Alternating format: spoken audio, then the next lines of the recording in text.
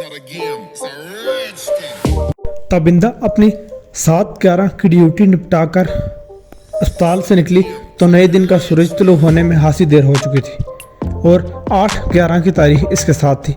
वो जानती थी कि आज रात जब वो दोबारा ड्यूटी पर जाएगी तो 12 बजे ये तारीख भी बदल जाएगी और इसे 9/11 का सामना करना होगा। एक ऐसी तारीख का सामना जिस पर से अब तक मौसूल होने वाली रकूम का बदला उतारना था और ग्राहक को वो सौदा देना था जिसकी कीमत वो पेशगी ही अदा कर चुका था। रकम लेते हुए भी इसे खुद को काम सौंपा गया था। काम इतना आसान नहीं था पर माँ की ज़िंदगी बचाने के लिए वो हामी भर बैठी थी। लेकिन जब से शायान की बनाई हुई वीडियो देखी थी बोझ बहुत बढ़ गया था और किसी तौर पर दिल आमादा नहीं हो पा रहा था। क्या मेरे पास इनकार की गुंजाइश है? थकनज़दा वजूद को एक चिंची रिक्शे की सीट पर गिराते हुए इसने खुद से सवाल किया तो जवाब फौरन नफ़ी में आया। वो समझ सकती थी कि जिन लोगों ने इससे इस काम की इतनी बड़ी रकम अदा की थी वो इनकार की सूरत में कभी इसे माफ़ नहीं करेंगे। मेरे अल्लाह मुझ पर रहम फरमा और मेरी मदद फरमा। इसने वहीं बैठे बैठे अपने रब को पुकारा और आंखें मूंद ली। चिंची की मंजिल पर पहुंचने तक वो इसी तरह आंखें बंद किए बैठी रही। जिस अपार्टमेंट बिल्डिंग में वो रहती थी इसकी बोसीदा सीढ़ियां तय करते भी इस पर एक बोझल सी कैफियत तारी थी। तीसरी मंजिल पर वाक़ अपने फ्लैट के सामने रुककर चाबी के लिए पर्स को टटोल रही थी और दरवाज़ा खुल गया कि जुलेहा की शक्ल दिखाई दी। अच्छा हुआ आप आ गई, मैं आपकी ही राह देख रही थी। जुलेहा ने इसे देखते ही बोलना शुरू कर दिया तो वो घबरा गई। जुलेहा के चेहरे के तासुरात ही कुछ ऐसे थे। क्यों क्या बात है? अम्मी की तबीयत तो ठीक है? वो अंदर की तरफ लपकी। अरे कुछ नहीं हुआ आपकी अम्मी को, तो वो तो मज़े से सो रही हैं। जुलेहा ने इसका बाजू पकड़कर इसे रोका और फिर रोनी सूरत बनाकर बोली, हैदराबाद से मेरे बावज का फ़ोन आया है, मेरे भाई का एक्सीडेंट हो गया है, जान तो बच गई है लेकिन जख्म बहुत आए हैं। मैं घर जाकर फ़ौरन हैदराबाद की तैयारी पकड़ूंगी और रवाना हो जाऊंगी। आज आपको यह बताना था कि एक आध रात मेरी वहाँ गुजर सकती है, इसलिए आप अम्मी के लिए कोई और इंतज़ाम कर लेना। इसने अपनी कही और इसकी सुने बगैर ये जावोजा हो गई। या अल्लाह, मैं इतनी अचानक अम्मी के लिए कोई दूसरा इंतजाम कैसे करूँगी? इसके हलक से एक कराह से निकली। इसने पहले से ज़्यादा बोझल कदमों के साथ अम्मी और अपने मुश्तरका कमरे की तरफ बढ़ना शुरू कर दिया। दरवाज़ा खोलने पर एसी की हनकी ने इसका इस्तकबाल किया। इस उसरत ज़्यादा कमरे में इसने कल ही एसी लगवाया था। एक तो बंद और घुटे हुए फ्लैट में वैसे ही गर्मी ज़्यादा होती थी, ऊपर से मुसलसल दुआओं के इस्तेमाल से अम्मी को घबराहट भी बहुत ज़्यादा रहने लगी थी, इसलिए इनके लिए ये इंतज़ाम करना पड़ा था। अब वो ठंडे कमरे में पुरसुकून नींद सो रही थी तो इसके दिल में भी ठंडक उतर गई। वो कपड़े बदल कर बिस्तर पर जाकर आराम करने के बजाय इनके करीब ही कुर्सी घसीट कर बैठ गई और इनके चेहरे को तकने लगी। वो बहुत कमज़ोर हो गई थी और इन्हें देखते हुए इसे तकलीफ़ हो रही थी। वो जिस बीमारी से गुजर रही थी इसकी तकलीफ़ इनके चेहरे पर सब्त होकर रह गई थी। काश मैं आपके लिए इससे बढ़कर कुछ कर पाती, कुछ ऐसा जिससे आपका हर दुख दूर हो जाता। इसने खामोश लबों और नम आंखों के साथ इन्हें मुखातिब किया। वो नींद में ज़रा सी कसमस आई लेकिन फिर दोबारा सो गई। और काश आपकी खातिर मुझे वो ना करना पड़ता जो मैं आज करने जा रही हूँ। ये जानते हुए भी कि माँ और बच्चा एक दूसरे के लिए लाजम व मलजूम है, मैं कैसे ये काम करूँगी? इसका जहन मुंतशिर था। बेशक इसने ज़िंदगी में बहुत सख्ती देखी थी लेकिन इसका दिल इतना सख्त नहीं था कि जो कुछ करने की हामी भर चुकी थी इसके लिए खुद को दुरुस्त समझ सकती। इब्तदा में तो दिल में ख्याल ये आया था कि शायद किसी बे औलाद जोड़े ने औलाद के असूल के लिए ये राह निकाली है, इसलिए इम्कान था कि इसके ज़रिए से हासिल करदा बच्चे को माँ की आगोश और बाप की शफकत मिल जाती। लेकिन जब से शायान सिद्दीकी की वीडियो देखी दिल को पंखे लग गए थे और रह रहकर ये ख्याल आता था कि वो किसी शैतान के पैरोकार की मदद करने, दूसरे अल्फाज में अपने लिए जहन्नम खरीदने जा रही है। मुझे माफ़ कर देना मेरे मौला, मैं अपनी जन्नत बचाने के लिए जहन्नम का सौदा करने को तैयार हुई हूँ। इसने कुर्सी की पुष्ट से सर टिकाया तो खुद बहुत ही आंसू ज़ारों के तार इसकी आंखों से निकलकर इसके रुखसारों पर बहने लगे। इसने इनको साफ करने की कोशिश नहीं की और बेजान से यूँ बैठी रही। बैठे बैठे जाने कितना वक्त गुजरा था कि सूली पर भी मेहरबान हो जाने वाली नींद ने पलकों को बोझल करके बंद होने पर मजबूर कर दिया। जाने वो कितनी देर सोई थी कि ताबिंदा की पुकार पर सटपटाकर आंखें खोल ली। जी अम्मी कुछ चाहिए क्या? इसने जल्दी से अम्मी के करीब होकर उनसे पूछा। नहीं, लेकिन तुम ऐसे की कुर्सी पर सो रही हो, कपड़े तब्दील करके फौरन अपने बिस्तर पर जाकर सो। उन्होंने इसे टोका। यूं ही आपको देखने बैठी तो नींद आ गई। आप अगर पूरी तरह जाग गई हैं तो चले आपको वॉशरूम लेकर चलो, फिर दोनों मिलकर नाश्ता करेंगे। इनकी हदायत पर अमल करने के बजाय वो उनकी फिक्र में मुब्तला हो गई। तुम रोई हो ताबिंदा? वो अम्मी को सहारा देने के लिए इनके करीब हुई तो उन्होंने इसके चेहरे पर बहकर खुश्क हो जाने वाले आंसू की लकीरें देख ली। नहीं तो मैं क्यों रोऊंगी? अब तो आपका अच्छा इलाज हो रहा है और आपकी सेहतियाबी में पहले से ज़्यादा पुरुमीद हूँ। इसने इन्हें टाला। यही तो मैं भी जानना चाहती हूँ कि सब कुछ पहले से ज़्यादा अच्छा है तो फिर तुम सुकून से नहीं हो। मैंने मुसलसल कई दिनों से तुम्हें बेचैन महसूस किया है, वहम है आपका। इसने इनके दुरुस्त अंदाजे को जुटलाया। अल्लाह करे वहम ही हो, लेकिन मेरा दिल जिस तरह खौफ ज़्यादा रहने लगा है लगता नहीं कि तुम सुकून से। उन्होंने अपने अंदर की बात इसके सामने रखी। मुझे तन्हाई ने तंग कर रखा है अम्मी। ये ख्याल आता है कि आपके अलावा मेरा कोई बहन भाई और भी होता तो आपके सहारे के लिए यहाँ छोड़कर खुद बेफिक्री से अपनी जॉब करती। अब तो आधा दिमाग घर में होता है और आधा अस्पताल में। इन्हें मुतमईन करने के लिए कुछ ना कुछ तो कहना ही था। अल्लाह सबको मददगार है बेटा, जिसका कोई ना हो इसका भी सबब बना देता है। तुम हाँ खुद को हल्कान किए दे रही हो। कैसे ना करूं, आपको पता है जुलेहा बेगम के भाई का एक्सीडेंट हो गया है। वो इसकी मिजाज पुरसी के लिए हैदराबाद रवाना हो गए हैं। जाते हुए साफ कह गई है कि 1-2 रोज की छुट्टी करेंगी। इसने शिकायती लहजे में इन्हें ताज़ा मसले से आगाह किया। कोई बात नहीं, तुम मुझे रात का खाना खिला दो और दवा खिलाकर अपनी ड्यूटी पर चली जाओ। इस मोए एसी की बरकत से मुझे राज कर नींद आ रही है। रात को सोई तो सुबह जागूंगी और सुबह तुम घर वापस आ जाओगी। उन्होंने यूं चुटकियों में हल बताया जैसे कोई मसला ही ना हो। बाद में देखती हूँ इस मसले का क्या करना है। फिलहाल तो आप फ्रेश होकर नाश्ता करें। इसने इन्हें सारा देकर उठाया। थोड़ी ही देर में वो दोनों आमने सामने बैठी नाश्ता कर रही थी, लेकिन ताबिंदा के खाने में कोई रगबत नहीं रही थी। एक बात कहूँ बेटा, बुरा तो नहीं मानोगे? उन्होंने उसे मुखातिब किया। कैसी बात कर रही हैं अम्मी? आप बात करने से पहले मुझसे इजाज़त कैसे तलब कर रही हैं? वो जैसे तड़प उठी। बात इजाज़त तलब करने की नहीं, बात की नज़ाकत की है। शायद तुम बुरा ही मान जाओ। इनका लहजा गंभीर था। नहीं मानूंगी, आप बोले तो सही। इसके अपने अंदर पकड़ दकड़ हो रही थी, लेकिन इन्हें पूरी तरह से मुतमईन किया। तुम जानती हो ना बेटा, तुम्हारे अब्बू कितने ईमानदार और गैरतमंद इंसान थे।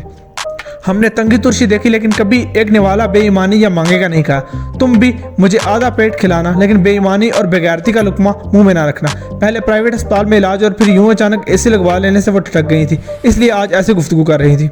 बेफिक्र हैं, ऐसा कुछ नहीं है।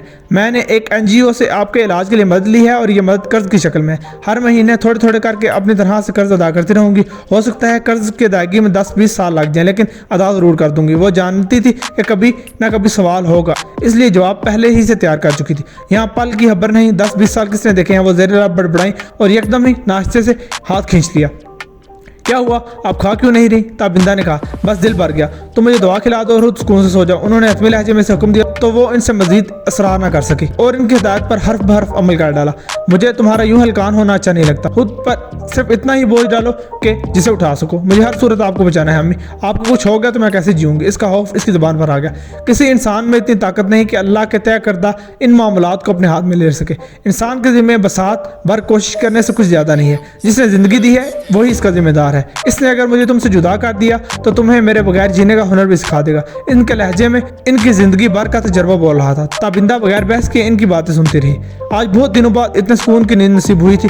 सोई तो उसे अंदाजा ही नहीं हुआ कि कितनी देर सोती रही। आंख खुलने पर कमरे की मलगजी सी रोशनी महसूस हुई तो हड़बड़ाकर बिस्तर छोड़ा। रोशनी की कमी बता रही थी कि दिन ढलने को है। मैं इतनी देर कैसे सो गई? अम्मी ने भी दुआ या खाने के लिए आवाज़ नहीं दी। वो घबराई स्विच बोर्ड के करीब गई और कमरे में मौजूद दोनों बल्ब रोशन कर दिए। कमरा रोशनी से भर गया। इस रोशनी में इसकी अम्मी आंखें बंद किए बिस्तर पर बिल्कुल सीधी लेटी हुई दिखाई दी। उनके चेहरे पर बेहद सुकून था, लेकिन एक तजर्बाकार नर्स की हैसियत से वो उनके जिस्म का सुकून महसूस किए बिना न रह सकी और लपक कर इनके करीब गई। कलाई थामने पर इनके जिस्म की हल्की सी गर्माहट महसूस हुई, लेकिन नब्ज बिल्कुल खामोश हो चुकी थी। एक एक करके वो इनके तमाम वाइटल साइंस को चेक करती गई और हर दफ़ा से यही जवाब मिलता कि ज़िंदगी की कहानी खत्म हो चुकी है। आपको मुझ पर इतबार नहीं ना रहा था कि मैं आपको अब्बू की तरह पाकीज़ा और बाइज्जत निवाला खिला सकूंगी, इसलिए यूं चुपके से मुंह मोड़कर चली गई। इसने इनका हाथ थाम कर गुलगुर लहजे में शिकवा किया, फिर दिल में एक अज़म लेकर हरकत में आ गई। मैं साबित कर दूंगी कि मेरे बाप ने मेरी परवरिश हलाल रिज़्क़ की है। माँ से जुदाई के गम में इसका अज़म हावी हो चुका था। वो वक्त जिसके आने का तस्वर से ही वो कांप जाती थी आ चुका था, तो वो जब्त की तस्वीर बन गई थी। सब्र की कड़ी मनाजिल से गुजरते हुए इसने तनहा माँ को आखिरी सफ़र पर जाने के लिए तैयार करना शुरू कर दिया। अकेले गुस्ल देने का मरहला तय करने के बाद अलमारी में रखा वो कफन निकाला जिसे बरसों पहले अम्मी ने हज पर जाने वाले किसी अजीज से जमजम में भिगवा कर मंगवा कर रखा था। मुर्दे को अकेले गुस्ल और कफन देना कोई आसान काम नहीं होता, लेकिन एक तो अम्मी का वजन बहुत कम था, दूसरा बरसों के नर्सिंग के तजर्बे के बायस इसे दूसरे मरीजों को उठाने बिठाने का आइडिया था, इसलिए इस मरहले को किसी न किसी तौर पर सर कर ही लिया। अम्मी के चेहरे पर एक भरपूर नजर डाली और जहन में महफूज किया गया एक नंबर मिलाकर जो कुछ कहना चाहती थी कहती चली गई। ये अहम काम अंजाम देने के बाद इसने ड्यूटी पर जाने की तैयारी की और अम्मी को कीड़ों मकोड़ों से महफूज करने के लिए इनके इर्द गिर्द मच्छरदानी तानने के साथ साथ एहतियातन चारों तरफ एक कीड़े मार पाउडर भी छिड़क दिया। कमरे से बाहर निकलने से कबल इसने आखिरी काम एसी को फुल पर करने का किया और मुतमईन होकर बाहर निकली कि सुबह तक अम्मी बिल्कुल महफूज रहेंगी। मिस ताबिंदा, तुम्हें याद है ना, आज रात 12 बजे के बाद पैदा होने वाला बच्चा तुम्हें हमारे हवाले करना है। अभी वो ड्यूटी के लिए घर से निकल ही रही थी कि अजनबी नंबर से कई बार की सुनी गई आवाज़ सुनाई दी। अच्छी तरह याद है। अस्पताल के बाहर अपने आदमी तैयार रखिएगा, मैं बच्चे के दुनिया में आते ही आपको इतला कर दूंगा। इतला इसी नंबर पर देनी है ना? हाँ, इसी नंबर पर दे देना, लेकिन इससे पहले बाकी मेरे हिस्से की रकम मेरे अकाउंट में ट्रांसफर हो जानी चाहिए। अब रकम की कोई हाजत नहीं रही। खुद को किसी भी शख्स से महफूज रखने के लिए यह मुतालबा जरूरी था। डोंट वरी, रकम मिल जाएगी। दूसरी तरफ से इसे तसल्ली देकर सिलसिला मुनक़ता कर दिया गया। वो भी ड्यूटी के लिए रवाना होगी। वहाँ जाकर अगरचे इसका दिमाग घर में पड़ी माँ की लाश में अटका हुआ था, लेकिन फिर भी वो किसी रोबोट की तरह अपनी जिम्मेदारियां अदा करती रही। पौने 11 बजे इसके नाम एक खाने का पार्सल डिलीवर हुआ। कभी कभी जब वो घर पर खाना नहीं खा पाती तो इसी तरह अस्पताल में खाना मंगवा लिया करती। किसी के लिए ये इतनी काबिल तवज्जो बात नहीं थी। अपने लिए 20 मिनट के ब्रेक की मोहलत लेकर वो स्टाफ रूम में आ गई और आने वाले पार्सल को खोला। मखसूस डब्बे में महफूज बिरयानी के अलावा एक छोटा सा डब्बा मजीद था, बिल्कुल ऐसे जैसे रेस्टोरेंट सलाद और रायते वगैरह साथ देते हैं, लेकिन इस डब्बे में सलाद या रायते की बजाय एक छोटा सा रिस्ट बैंड मौजूद था। इसने वो बैंड अपनी जेब में मुंतकिल किया और बिरयानी के चंद लुकमे जबरदस्ती जहर मार करके बाकी बचा हुआ खाना एक आया को थमाकर वापस ड्यूटी पर पहुंच गई। पौने 12 बजे इमरजेंसी में जिस मरीजा को लाया गया, इसे देखकर इसका दिल धक से रह गया। वो नंदनी थी जो शादी के 7 साल बाद बड़ी मेहनतों और मुरादों के बाद मां बनने जा रही थी। अपनी मां को बचाने के लिए इस मां की ममता का सौदा कैसे कर लिया मैंने। नंदनी को चेक करते हुए इसने दिल में सोचा तो एकदम ही इस बात का इदराक हुआ कि इसकी अल्लाह से रहम के लिए मांगी गई दुआ कबूल हो चुकी है। अल्लाह ने इस पर से बोझ हटा लिया है जिसे सारी जिंदगी अपने ज़मीर पर उठाए रखना अम्मी के बगैर जीने से ज्यादा तकलीफ दे होता। दीदी मेरे साथ ही रहना, मैं बचूं ना बचूं मेरे बच्चे को जरूर बचा लेना। तड़पती नंदनी ने इसका हाथ थाम कर इससे दरखास्त की तो वो एक पल के लिए लर्ज कर रह गई। इसे नंदनी ही नहीं कई माओं के बच्चों को बचाने के लिए अपना किरदार अदा करना था। कुछ नहीं होगा तुम्हें, सब ठीक है, ऊपर वाले ने चाहा तो तुम और तुम्हारा बच्चा बिल्कुल महफूज रहोगे। इसने मुआयने के बाद अंदाजा लगाया कि बच्चे की पैदाइश में अब 15 से 20 मिनट से ज्यादा का वक्त नहीं लगेगा और साथ ही नंदनी को तसल्ली भी दी। खुशकिस्मती से ये नॉर्मल डिलीवरी का बहुत ही आसान केस था और डॉक्टर को भी जहमत देने की जरूरत नहीं थी। 12:30 बजे इसने बासानी एक दूसरी मिडवाइफ को अपने साथ लगाकर बच्चा डिलीवर करवा लिया। बच्चे को नहलाने और लिबास पहनाने के दौरान वो 2 हाथ नंबरों पर इसकी पैदाइश की इतला भेज चुकी थी। लाओ मैं इसे इसकी माँ से फीड करा दूं। इसने बच्चे को तैयार करने वाली जूनियर स्टाफ से आसमानी रंग के लिबास और हम रंग चादर में लिपटा बच्चा ले लिया और इसे नंदनी के पास ले जाने से कबल अपनी जेब में मौजूद बैंड इसकी कलाई में डाल दिया। ये देखने में वही आम सा बैंड था जो अमूमन अस्पताल में बच्चों की कलाई में पहना जाता था, लेकिन इसे खास तौर पर भिजवाए जाने की वजह से वो इसका हाथ होना महसूस कर सकती थी। लाशौरी तौर पर वो बैंड को बच्चे की आस्तीन के नीचे करके इसके दोनों हाथों को अच्छी तरह चादर में लपेटा और फीड करवाने के लिए नंदनी के पहलू में लटा दिया। वो जो तहलीक के मरहले से गुजर कर निडाल थी, बेटे की सूरत देखकर खिल उठी और बड़ी मोहब्बत से इसे दूध पिलाने लगी। जब भी बच्चे को दूध पिलाओ इसे इसी तरह कंधे से लगाकर डकार जरूर दिलवाना। बच्चे का पेट भरने के बाद इसे अपनी गोद में लेकर इसने अमली तजर्बा करके दिखाया और नंदनी से बोली, अब तुम आराम करो, मैं तुम्हारे बच्चे को शोहर को दिखाकर कुछ देर नर्सरी में रखवा दूंगी। तुम्हारे साथ कोई अटेंडेंट औरत तो नहीं है, बच्चा यहाँ रहा तो संभालने में मुश्किल होगी। धन्यवाद दीदी। इसके इतने नर्म और मुतावन रवैये ने नंदनी को इसका एहसानमंद कर दिया था। वो धीरे धीरे से इसका रुखसार थपक कर बच्चे को गोद में उठाए बाहर आ गई। बरामदे में बच्चे का मुश्ताक बाप बहुत बेचैनी से इसका दीदार का इंतजार कर रहा था। दूसरी औरतों की बेपर्दगी के ख्याल से अस्पताल की इंतजामिया की तरफ से मर्दों को इस बरामदे से आगे जाने की इजाजत नहीं थी, इसलिए यहीं रुककर इंतजार करना इसकी मजबूरी थी। तब इंदा ने बच्चा इसकी गोद में दिया तो वो बड़े वालहाना अंदाज में से चूमने लगा। बस अब इसे मुझे दे दो, ये कुछ देर नर्सरी में रहेगा और बच्चों के डॉक्टर के मुआयने के बाद तुम लोगों के हवाले कर दिया जाएगा। इसे ना चाहते हुए बच्चे को बाप की गोद से लिया और बाजुओं में भरकर तेज तेज कदमों से वहां से दूर हटती चली गई। नर्सरी के करीब वाले गेट पर अपने बंदे को भेज दो। चलते चलते इसने वॉइस मैसेज किया। जब वो बच्चे समेत तयशुदा मकाम तक पहुंची तो चादर की बुक्कल मारा एक शख्स इसका मुंसिर था, गोल्डन नाइट। इसे देखते ही इस शख्स ने तयशुदा कोड दोहराया तो इसने बच्चा इसकी तरफ बढ़ा दिया। बच्चे को इसने हाथों में दिए हुए अपने कलाई में हल्की सी चुभन महसूस हुई। वो कुछ समझ ना पाई, इससे कबल ही वो शख्स बच्चे को चादर में छुपाए तेज कदमों से वहां से दूर हट चुका था। इसने चुभन के मकाम को आंखों के सामने लाकर गौर से देखा। बिल्कुल नन्हा सा खून का कतरा इसके सामने आया, साथ ही जिस्म में हल्की सी नकाहट का एहसास जगा। इसके साथ क्या हुआ इसे समझने में देर नहीं लगी। जल्दी से इसने मोबाइल खोलकर एक वॉइस मैसेज रिकॉर्ड करना शुरू कर दिया। मेरी माँ का जनाजा दफनाए जाने का मुंसिर तैयार रखा है, मुझे कुछ हो जाए तो इसे इसकी आखिरी आरामगाह तक पहुंचा देना। पैगाम भेजने के बाद इसने फौरी तिब्बी इमदाद के लिए इमरजेंसी की तरफ जाने की कोशिश की, लेकिन इसके कदमों ने इसका साथ नहीं दिया और लड़खड़ा कर वो जमीन पर गिरती चली गई। इसके गिरने पर मुतवज्जे होने वाले लोग इसे उठा पाते, इससे कबल ही वो अपनी आखिरी सांस ले चुकी थी। इसकी आखिरी रिपोर्ट तैयार करने वाले डॉक्टर को मौत की वजह के हाने में अचानक हार्ट अटैक लिखना था, लेकिन मरने वाली जानती थी कि वो नाहक कत्ल की गई है। हम 3 के सिवा चौथा कोई नहीं, ये असूल तो उन्होंने पहले ही तय कर लिया था। लिहाजा जब तबिंदा की कॉल मसूल हुई तो भी असल मामला अपने तक ही महदूद रखा और किसी पर कुछ भी जाहिर किए बगैर चुपके चुपके मनसूबाबंदी करते चले गए। कामरान के पास पुलिस वाला होने के बायस राब्ते और जराए मौजूद थे तो वलीद माली तौर पर आसूदा था। बच्चे के हाथ में ट्रैकर वाला रिस्ट बैंड पहुंचाने इनके लिए मुश्किल साबित नहीं हुआ था और असले का बंदोबस्त भी हो गया था। अस्पताल के बाहर रहकर मुतलबा शख्स का पीछा करने की जिम्मेदारी वलीद और शायान ने संभाली थी, जबकि कामरान को फिलहाल थाने में रुककर मामला संभालने के लिए कहा गया था। वो किसी को कुछ बताए बगैर किसी बड़ी रेड के हिसाब से टीम तैयार करवा रहा था। अमले में होने वाली चहमगोइयां और खुसर फुसर पर इसने कोई ध्यान नहीं दिया था। तजर्बा इसे सिखा गया था कि यहाँ कोई मामला राज में नहीं रह पाता। टीम तैयार करवाने के 15-20 मिनट बाद ही डीआईजी साहब की कॉल आ गई तो इसके ख्याल की तस्दीक हो गई। आज तुम्हारे थाने में गैर मामूली एक्टिविटी दिखाई दे रही है कामरान। उन्होंने बगैर किसी तमहीद के सीधा सवाल किया। एक रेड की तैयारी है सर। किधर? शादमान के इलाके में शराब और जुए का एक बहुत बड़ा अड्डा है। बहुत दिनों से मेरे मुहब्बर इस बारे में इतलात दे रहे हैं। आज इतला मिली है कि वहाँ बहुत बड़ा दाव लगने वाला है, तो मैंने सोचा ये वक्त है रेड करने का। इसके पास कहानी तैयार थी। तुम्हें ऊपर इतला करनी चाहिए। तुम्हारे मुतालिक मुसलसल शिकायत मिल रही है कि तुम ऊपर वालों को अपने इक़दामात से आगाह नहीं करते। उन्होंने अगरचे से तंबीह की, लेकिन वो इनके लहजे में उतरते इत्मीनान को महसूस कर सकता था। मैं आइंदा ख्याल रखूंगा सर। फिलहाल तो मैंने मुखबरी के डर से अमले में से भी किसी को कुछ नहीं बताया। इसने एक जुमले में ही अपनी गलती तस्लीम करने और वजाहत देने के दोनों फ़राइज़ अंजाम दे डाले थे। एक आध बार के लिए रवैया चल सकता है, लेकिन इसे अपनी आदत मत बनाना, वरना मातहत अमला सिर्फ इस बात पर भी नाराज़ होकर अदम तावन पर उतर सकता है कि तुम अपने सिवा किसी को ईमानदार ही तस्लीम नहीं करते। उन्होंने इसे नसीहत की।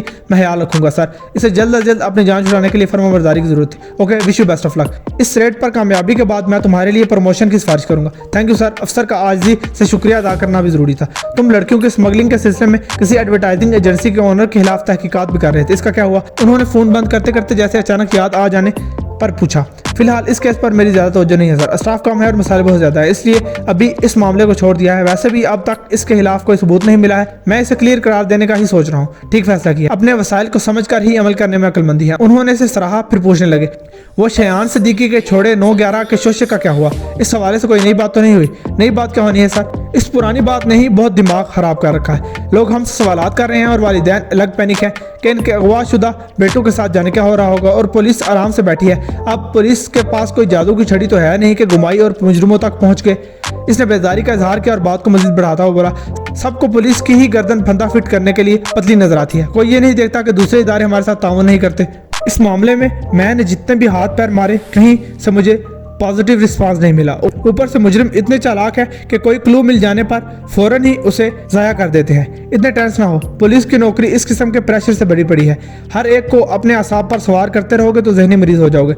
जस्ट रिलैक्स और यकीन रखो कि हमारे लोगों की यादाश्त बहुत कमज़ोर है। अब ठीक कह रहे हैं सर। इसने एक बार फिर इनसे इत्तफाक किया और खुद से मजीद कोई बात ना निकाली। अब वो इस काल से अपनी जान छुड़ाना चाहता था। ओके, तुम अपना काम जारी रखो, फिर बाद में मुझे रिपोर्ट करो। उन्होंने इसकी ख्वाहिश पूरी कर दी, लेकिन इस वक्त इसके मोबाइल पर वलीद की तरफ से भेजी गई लोकेशन मसूल हुई। गाड़ी में बैठो और सब रेड के लिए निकलना है। इसने शोर मचा दिया। बज़ाहिर इनका रुख शादमान जाने वाले रास्ते की तरफ था, लेकिन रास्ते में एक जगह रुककर इसने सबके मोबाइल्स अपने कब्जे में ले लिए और महदूद रेंज की वाकी टाकी उन्हें थमा दी।